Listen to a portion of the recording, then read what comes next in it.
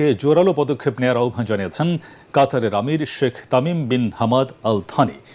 রাজধানী দোহায় রাষ্ট্রীয় নৈশ ভোজে গাজায় শান্তি প্রতিষ্ঠায় আমেরিকাকে ইসরায়েলের উপর চাপ প্রয়োগের আহ্বান জানান তিনি।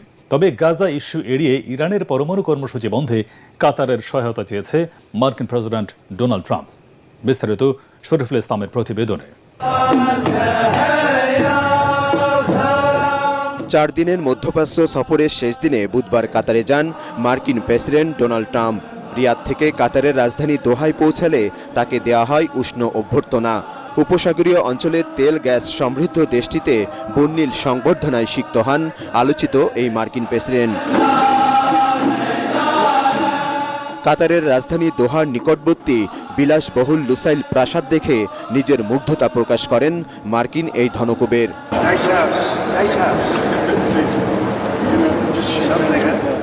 এ সময়